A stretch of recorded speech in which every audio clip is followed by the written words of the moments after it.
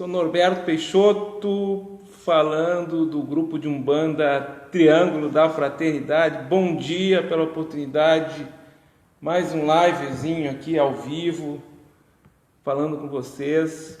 Deixa eu ver aqui se carregou aqui na minha máquina. Nós já vamos conversar. Estão me escutando bem? Vamos dar uma olhada aqui. Está carregando. Vamos ver como é que ficou aqui. Se nós entramos ao vivo. Está transmitindo. Deixa eu baixar aqui o alto-falante para não dar eco. Então, bom dia a todos. Eu sou Norberto Peixoto. Mais uma oportunidade aí de um live com vocês nesse domingo. Hoje eu queria falar sobre um tema que eu me inspirei desde ontem para falar sobre caridade. Embora seja um tema assim batido, digamos assim, entre aspas, né? Tanto se fala em caridade, mas é um tema que não se esgota. E eu confesso para vocês que até os dias de hoje eu ainda estou refletindo e tentando entender realmente o que é fazer a caridade. E surgem muitas reflexões em relação a esse sentido. Primeiro, eu peguei 3 tópicos assim para nós fazer um recorte, assim, ângulos de interpretação diferentes, para a gente tentar entender melhor o que é fazer a caridade. Primeiro, o consulente que é médium. O consulente procura o terreiro de Umbanda, ele está na assistência, ele vai no aconselhamento, está tomando passe. Em um determinado momento ele incorpora durante a gira, né, manifesta, né, uma entidade espiritual, um caboclo, um preto velho, e no aconselhamento dizem para ele que ele é médium. Olha, você é médium, você precisa fazer a caridade, você precisa trabalhar, você tem que entrar na corrente. E isso causa um impacto, por vezes, no consulente, porque ele não estava esperando isso. E há interpretações em relação a essa afirmativa. O ter que fazer a caridade, ou entrar na corrente, ele vem de uma forma, por vezes, não implícita, é uma forma direta, quase que como uma ameaça. Se você não entrar na corrente, se você não fizer a caridade, você não vai ficar bem, porque você é médium. Então a sua vida vai continuar desorganizada, você vai continuar tendo dificuldade de equilíbrio, você vai sofrer, meu irmão. Olha, você é médium, você tem que fazer a caridade, você veio para isso. E realmente a motivação que impulsiona, por vezes, um consulente a pedir para entrar na corrente não seria aquela doação amorosa para com o outro, né? Doar-se para com o outro, ser instrumento, ser um templo vivo dos amigos espirituais, para se doar, né, em auxílio ao próximo, de forma desinteressada, e sim movida por um processo de troca. Porque no momento que você se motiva a entrar numa corrente, né, para você não sofrer, para a sua vida não ir para trás, e você tem que fazer a caridade, você está trocando. É um processo de troca que não despertou o amor no seu coração.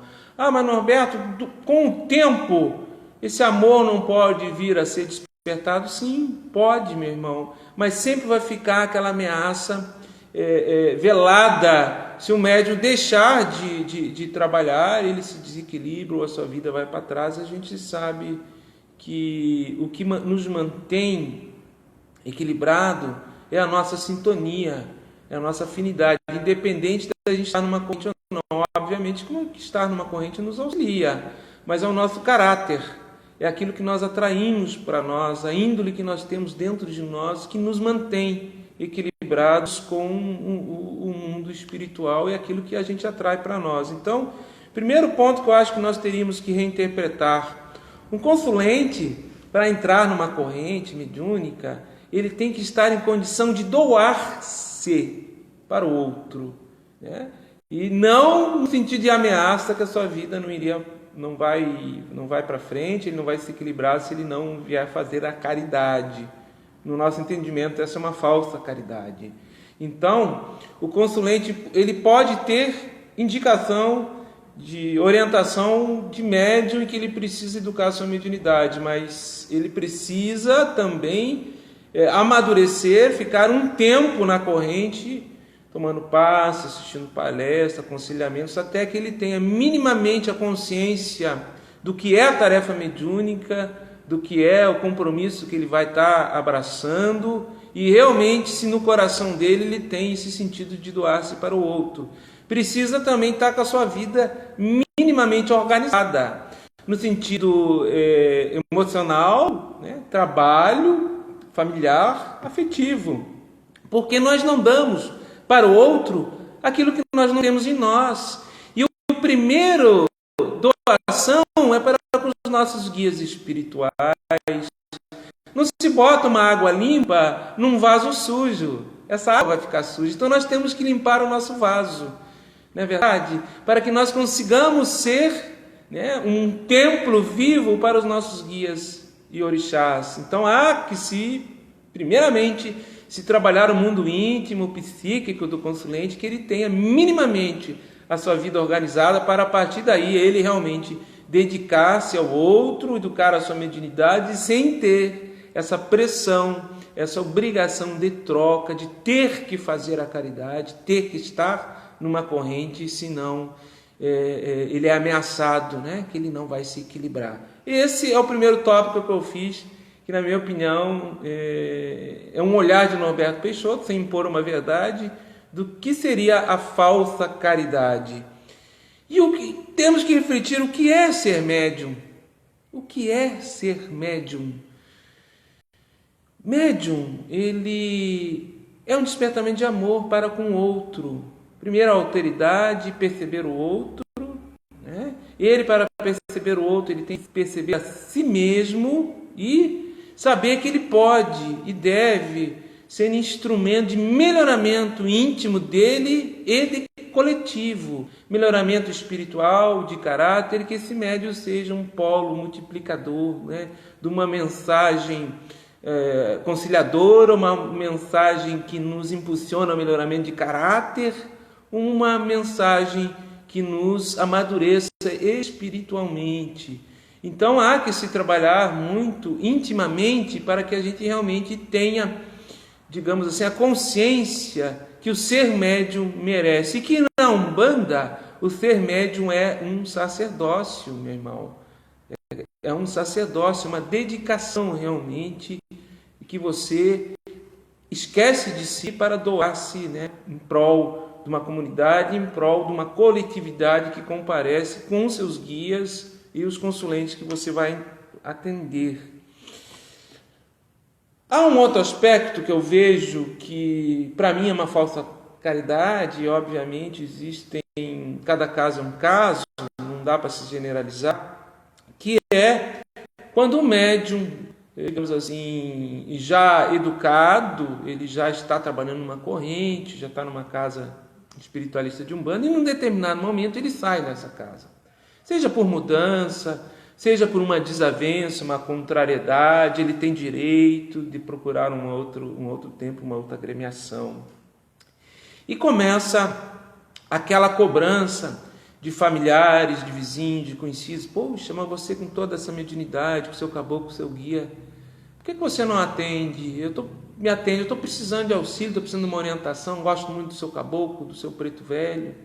E os próprios familiares, né? E esse médium se deixa levar por essa pressão e ele começa a atender na sua residência domiciliar, começa a atender familiares, parentes, amigos, né?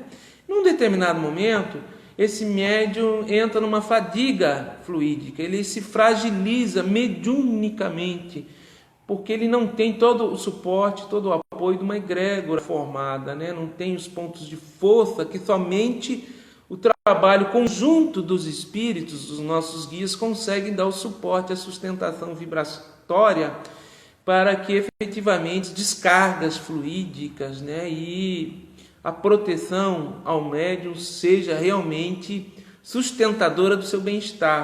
E ele começa a absorver desses consulentes, desses familiares, né, as cargas, digamos assim, que eles trazem.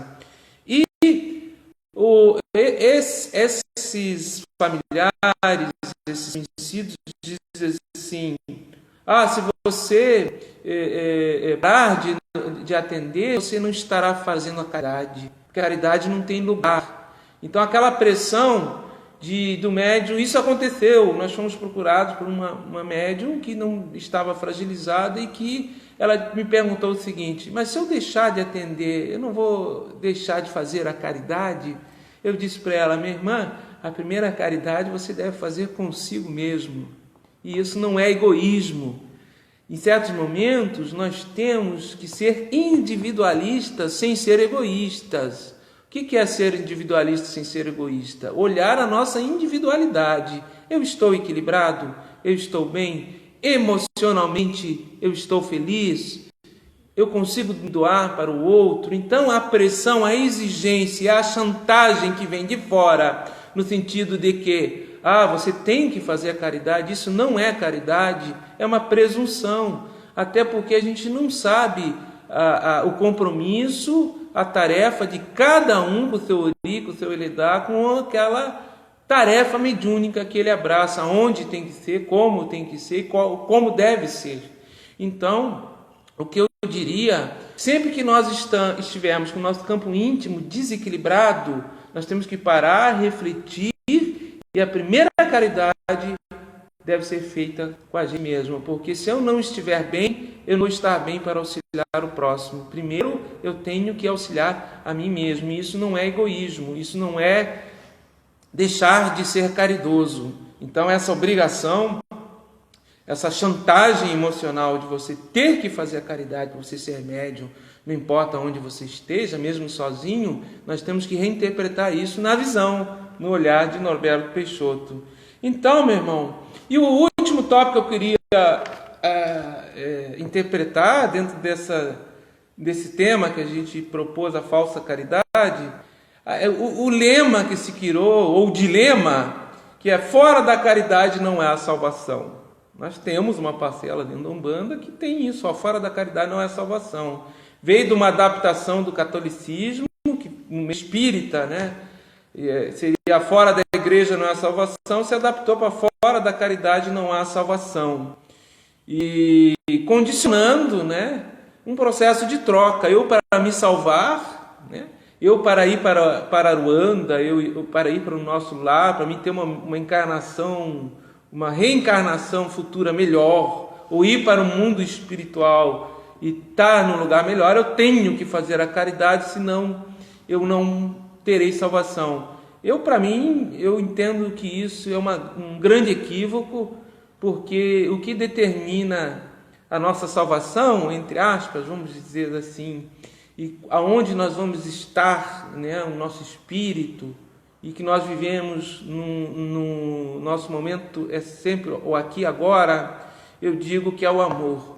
Este sim nos salva. Se não tiver amor no nosso coração, meu amigo, nós vamos ter que voltar, voltar e voltar. E o amor, ele vem de dentro para fora, independente do local que nós estivermos. A gente pode estar no hinduísmo, no budismo, eu posso ser ateu, né, e ter amor no meu coração, amor para com o próximo, ser um bom caráter. Eu posso despertar amor no candomblé, nas nações, no tambor de mina, enfim, em qualquer religião, independente de denominação.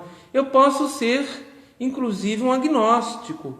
Enfim, o amor, ele é intrínseco ao ser humano, é uma potencialidade de espírito, esse sim, entre aspas, nos salva. Então eu entendo, concluindo esse live, desse tema da falsa caridade, eu acredito que está faltando, em muitos casos, é amor no nosso coração. A gente estuda muito, desperta muito o nosso intelecto, se interessa muito em fórmulas de magia, de rituais, mas e a amorosidade no nosso coração? Onde é que está? Quando é que nós vamos parar de impor ao outro a caridade que nós não fazemos fazemos, por vezes, para a gente mesmo.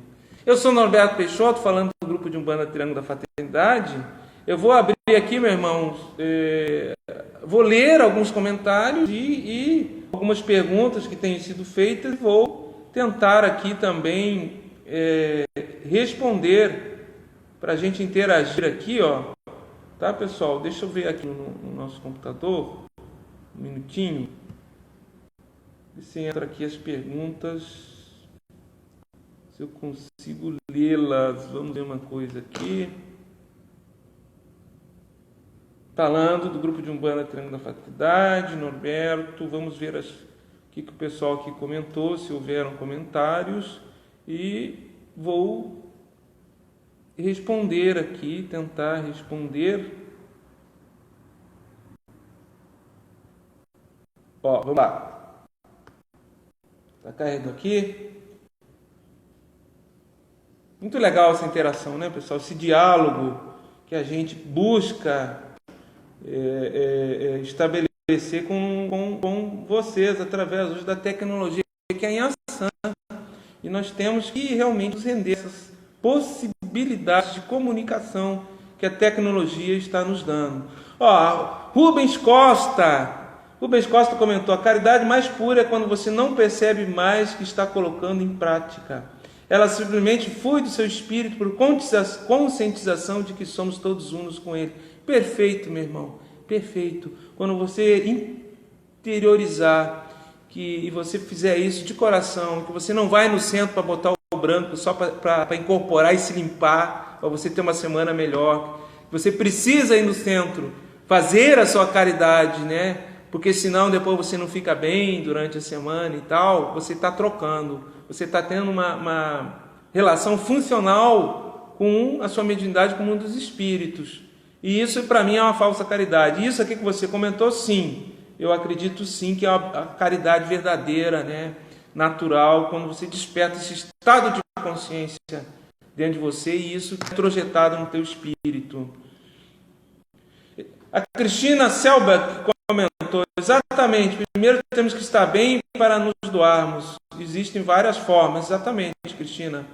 E essas várias formas podem ser a diversidade de religião. Aonde você está, minha irmã, você está procurando relacionamento íntimo, não prejudica ninguém e tem um impacto positivo na coletividade, fica onde você está, independente do nome, da denominação dessa religião, filosofia de vida, doutrina, não importa.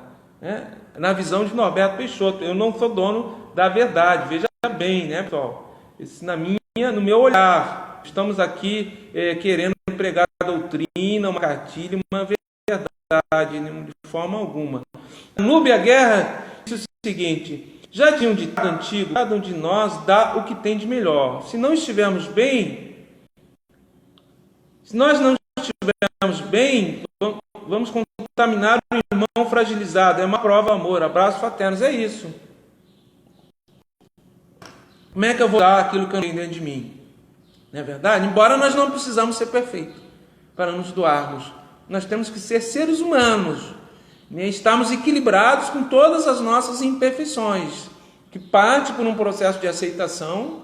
Eu tenho que me aceitar, né, como eu sou, lidar com as minhas imperfeições. Agora, eu não preciso ser um ser santo, um ser perfeito, iluminado para ser médium. Muito pelo contrário, eu tenho que ser um ser humano ético e de caráter e que se esforça para o seu melhoramento íntimo e se manter equilibrado. Norberto, como devemos proceder para encontrarmos um novo terreiro ou agremiação para praticarmos a caridade? Opa, pulou aqui, eu não consegui ler. Muitos comentários que estão entrando.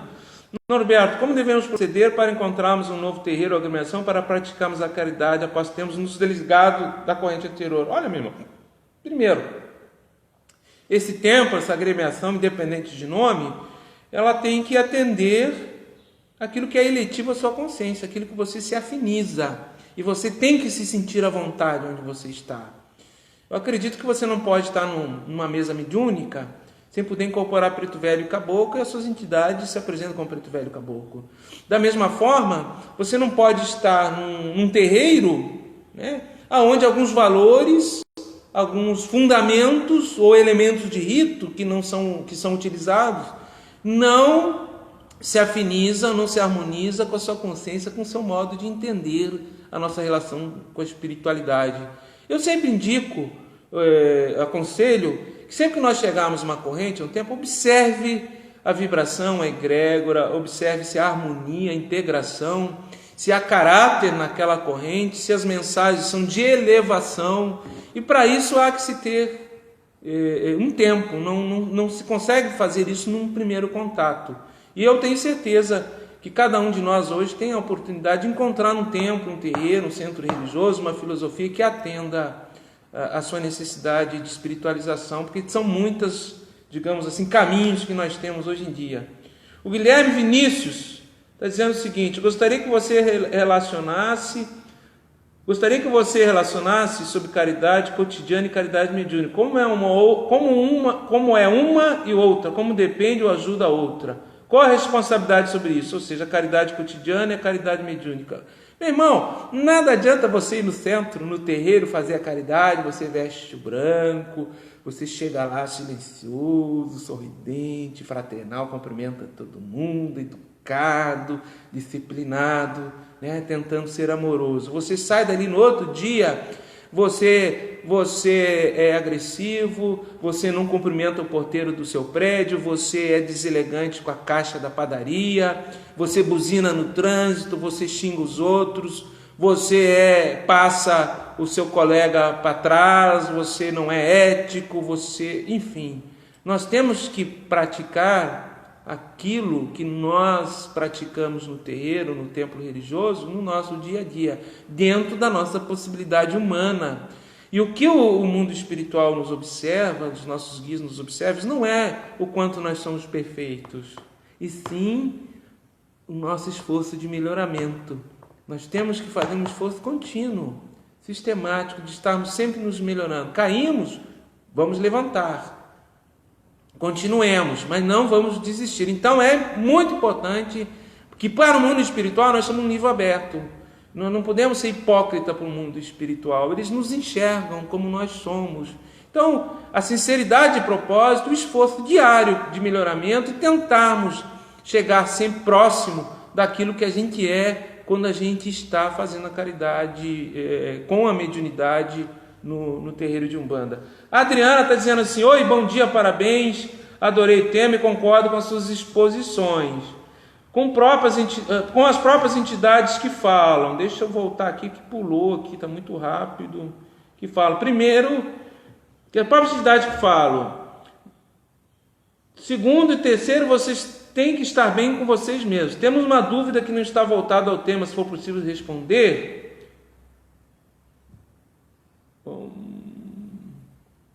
Pode um guia trabalhar com duas ou mais pessoas se apresentando da mesma forma? Está perguntando a Adriana dos Anjos. Pode um guia trabalhar com duas ou mais pessoas se apresentando da mesma forma? Pode, e não só da mesma forma, como formas diferentes, Adriana. Um espírito, um guia, ele pode se apresentar num determinado momento como um caboclo, num terreiro de Umbanda, e num centro espírita, numa mesa mediúnica, como um médico, como um advogado. Eles adaptam a sua forma perispiritual ao entendimento de consciência daquela agremiação e o que eles aceitam para não violentar nenhuma consciência. Embora, por vezes, há necessidade do contraditório, assim como aconteceu com o Caboclo das Sete Encruzilhadas, num centro espírita, né? Que a Umbanda nasceu de uma cisma, porque não era permitido a manifestação de Caboclo Preto Velho, e o Caboclo, na sua primeira manifestação, questionou isso e a partir daí iniciou um outro culto denominado Umbanda no dia seguinte. Obviamente que essa cisma, esse questionamento foi em cima do nascimento de uma nova religião, mas é possível, se os nossos guias trabalham com mais de uma forma espiritual, podem trabalhar com vários médios ao mesmo tempo, não só em centros de Umbanda, mas intercalando em frentes de mediunismo diferentes, com mais de um nome na Terra. A Juliana Pila comenta: Ramatiz fala muito sobre essa caridade do dia a dia, inclusive nos livros psicografados. É verdade. A Matiz nos diz da iniciação no dia a dia, a iniciação à luz do dia, né? que a gente vencer a nós mesmos diariamente, tentando o nosso melhoramento, né? A Vera Lourdes Pereira, bom dia, me desenvolvi na Umbanda, me deu uma outra cidade, mais de uma outra cidade. Agora frequento o centro kardecista em falta da Umbanda, mas na minha cidade não tem uma Umbanda de confiança. Mas nunca mais meus guias de Umbanda deram comunicação. No centro kardecista sinto falta. É verdade, minha irmã. A gente percebe muitas vezes médios que foram de Umbanda estão no centro kardecista, o espírito, por não encontrarem um terreiro de Umbanda que satisfaça os seus anseios naquele momento, naquela localidade, e eles se ressentem, sentem falta realmente do axé, da força, do fluido, da Umbanda, da dinâmica, da defumação, do canto, do toque de tambor, né? De tudo aquilo que envolve aquele movimento tão gostoso que acontece no terreiro de Umbanda. Os seus guias provavelmente não estão se comunicando mais porque eles estão respeitando a casa espírita e sabem que a manifestação aos moldes de Umbanda não será aceito e lhe causará de alguma forma algum conflito. Então estão respeitando o seu ouriço, é um momento, respeitando a agremiação, mas eu tenho certeza que logo logo você vai encontrar um terreiro de Umbanda que satisfaça os seus anseios. E eu tenho certeza que seus guias estão com você ali lhe amparando, mesmo que não se manifestando diretamente, né? A Silene nos pergunta, podemos usar a mediunidade para nos guiarmos? Sim, nós usamos isso sempre nos terreiros, os nossos guias estão sempre nos intuindo, nos orientando. Está aí os aconselhamentos, né, com o preto velho, com o caboclo, sim. A mediunidade é um instrumento do nosso melhoramento, do aconselhamento. Lembrando que nos guiarmos através da mediunidade não quer dizer que alguém ou os espíritos darão os passos por nós. Eles nos indicam caminhos, mas quem tem que dar os passos somos nós, né? O esforço, o fazer caminhar, né? Um passo de cada vez, movimentar as nossas pernas, somos nós que temos que fazer isso. Os espíritos não fazem isso por nós, nem é tarefa deles, né? A Cristina Selbeck, somos mediadores e eles se adaptam aos consulentes quando existe uma necessidade de passar a mensagem, assim obter entendimento das pessoas. Perfeito, Cristina, é assim mesmo. Os espíritos são muito respeitosos, muito amorosos, quando esclarecidos, e realmente respeitam cada agremiação. Nós ainda, talvez, que não tenhamos entendido essa diversidade, como os espíritos se utilizam disso, e do nosso entendimento. Eu sempre digo, não importa o santo, importa a nossa fé. Se nós vamos cultuar o orixá da forma africana, sincretizado com santo católico, ou com um otário, um mineral, numa pedra, não importa, o que importa é a nossa fé. Isso está despertando fé e amor no meu coração, que me dá conexão com essas forças espirituais. Então a gente ainda está engatinhando, eu acho, muitas vezes, para entender essa diversidade que os espíritos e o mundo espiritual palpita à nossa volta. O Fábio Cardoso está dizendo o seguinte: tenho 49 anos, estou afastado há mais de 17 anos. Sinto e vejo, estou sendo muito cobrado. Você acha ainda há tempo para eu voltar para um terreiro e desenvolver minha mediunidade, praticar a caridade? Fábio, meu tempo é agora. Sempre é tempo, Fábio. Sempre é tempo. A idade cronológica, o tempo da Terra, são referências ilusórias. O que vale é o meu tempo é agora. Se você encontrar um local que você possa retornar e se sentir bem com isso, retorne, meu irmão. Aproveite ainda. O John Lennon, bom dia, sou novo na Umbanda, mas foi a melhor religião que já vi. E foi que preencheu o vazio que eu tinha. Perfeito, meu irmão. Que bom que foi Umbanda. Poderia ter sido hinduísmo, budismo, candomblé, qualquer outra religião. Desde que preenche, você se equilibre, se organize o seu mundo íntimo e você esteja harmonizado, esteja em paz consigo mesmo, é isso que importa. Não importa o nome da religião, não é verdade? Religião é eletiva a cada ser, a cada consciência.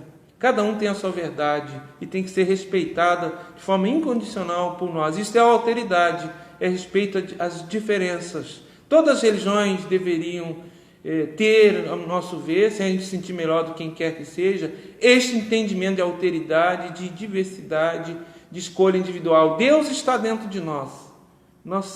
Aquilo que Jesus disse, vós sois deuses, podeis fazer o que eu faço muito mais.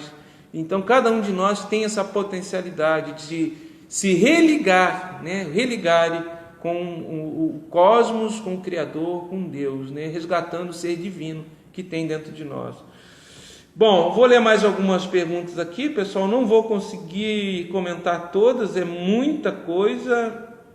Olá, gostaria de saber se podemos acender vela aos nossos mentores em nossa casa. Veja bem, acender vela, ela pode se acender sempre, em qualquer lugar. Agora, qual é a intenção de se acender a vela? É a intenção que movimenta aquela força, aquela conexão. Os nossos mentores, eles não precisam de vela. Eles já têm luz própria o suficiente. Por isso, eles são os nossos guias, os nossos mentores. Agora, nós precisamos. Então, às vezes, você acender uma vela, fazer uma oração para o seu ori, pedir clareza mental, pedir discernimento, boa intuição, e pensar no seu guia espiritual, no seu orixá, no seu guia. Pedir força, que naquele momento que você não estiver se compreendendo, você não estiver conseguindo lidar consigo mesmo, que ele te dê aquele axé, aquela intuição, aquela inspiração, para que você consiga se perceber melhor e continuar na sua caminhada. Sim, meu irmão, acenda a vela, faça a sua oração, sempre é válido. A Silene Nogueira está perguntando o seguinte: com relação à mediunidade no catecismo, frequento um centro espírita, minhas entidades de uma banda trabalham comigo. As entidades de uma banda trabalham com ela. Espíritos somos nós que morremos, e se somos bons trabalhadores no bem em qualquer lugar, aí, perfeito. Perfeito. O que importa é você estar trabalhando com o melhoramento do próximo, né? Sem tentar desorganizar a vida de ninguém, respeitando sempre o merecimento do outro, o direito de outro, de sua escolha, de sua opção. O que não pode, por vezes, é o médium começar a viver a vida do outro, né? Ele quer viver a vida do filho, do esposo, da esposa, do familiar, trazendo para o seu mundo íntimo o sofrimento que é do outro e não se desvinculando disso aí. E ele passa, com o seu emocional alterado, a interferir na vida do outro e acionando o mundo espiritual, a conexão espiritual mediúnica, através do seu ori, da sua sensibilidade. Aí começa a mudar a faixa vibratória e os guias de Umbanda começam a ter dificuldade de vibrar naquele ori. Então a gente tem que ter muito respeito ao momento de cada um, a escolha de cada um, lembrando aquilo que eu falei no início. Ser individualista não é ser egoísta. Nós temos a nossa individualidade, a gente tem que preservar o nosso equilíbrio. Quando a gente perceber, por vezes, que a gente está absorvendo do outro aquilo que não é nosso e trazendo para o nosso mundo íntimo e querendo resolver e sofrendo junto, reflete, pensa qual é a tua ação, qual é a tua intenção, e se você não está interferindo no livre-arbítrio do outro, no momento que o outro tem que passar, né? É isso, pessoal. Eu acho que nós vamos encerrando por aqui. Depois eu vou ler todos os comentários. Vamos tentar aqui responder mais uma aqui. Podemos devolver uma demanda? Olha, pergunta a Rosana. Podemos devolver uma demanda? Pergunta a Rosana. Olha, Rosana, eu vou falar a orientação que Norberto Peixoto tem, enquanto médium, enquanto dirigente, enquanto ser humano, pesquisador, né?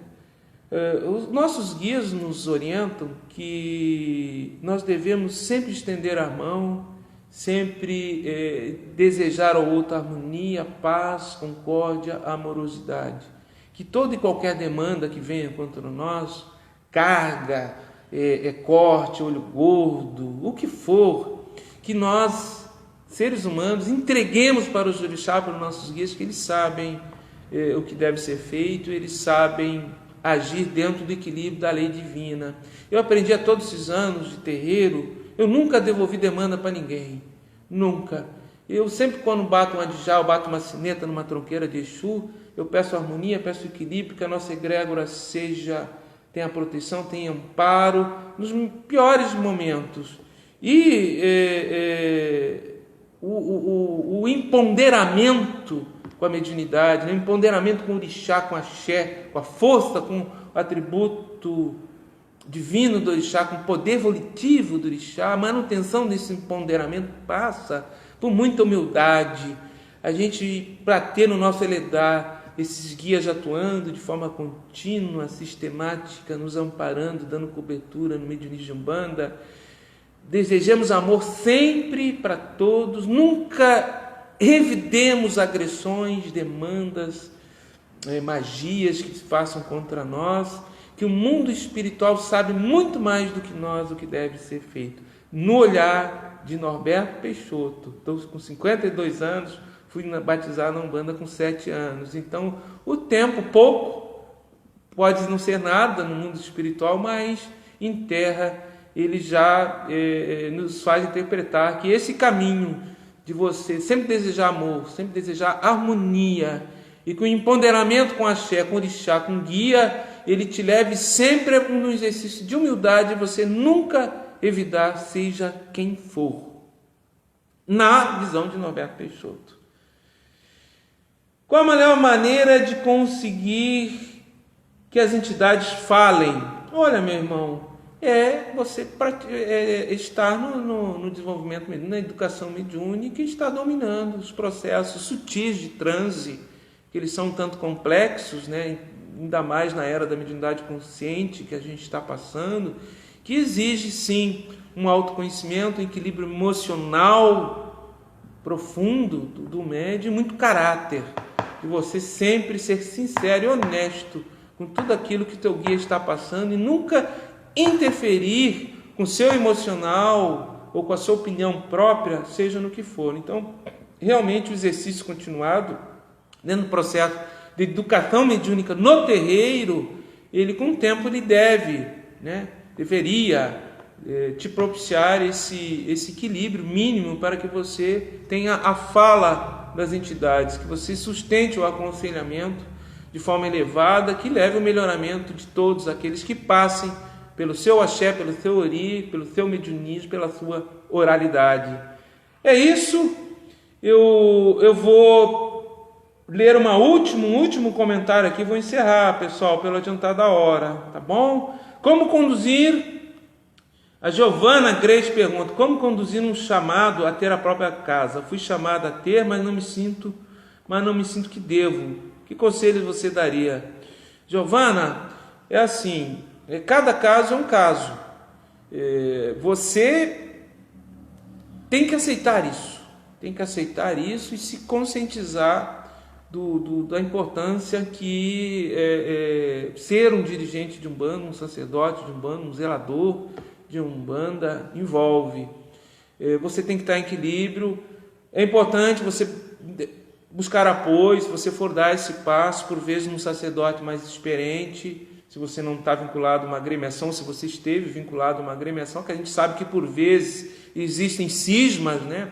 Esse processo de fundação de uma casa, por vezes, de forma contraditória, mas por vezes aquela agremiação não apoia. E se realmente o seu ori está te indicando esse caminho, se você tem no seu Eledá esse compromisso, fique tranquila que no momento certo as coisas vão acontecer, você vai encontrar os caminhos, e a força do axé, a força do seu ori, do seu Eledá, se você tiver sempre com o objetivo de auxiliar a todos aqueles que estão com você, tenho certeza, meu irmão, que isso vem de forma inequívoca, inquestionável, com força, e você vai conseguir, tá bom? É isso, eu sou Norberto Peixoto, falando do grupo de Umbanda Triângulo da Fraternidade. Muito obrigado, meu irmão, por esse live, por esse diálogo. Teremos outras oportunidades. Não sabemos o dia certo, depende da nossa disponibilidade. Domingo é um dia propício, em função da gente ter folga, né, e facilitar esse tempo. Muito obrigado a todos que comentaram. Eu vou ler todos os comentários. Agradeço o apoio. Lembrando que ao olhar de Norberto Peixoto, dentro da nossa experiência de vida mediúnica, como ser humano, como pesquisador, como médium, como escritor, como dirigente, mas sempre com muito respeito à diferença, sem querer impor nenhuma verdade. Muito axé, o saravá fraterno. Até a próxima oportunidade, meu irmão.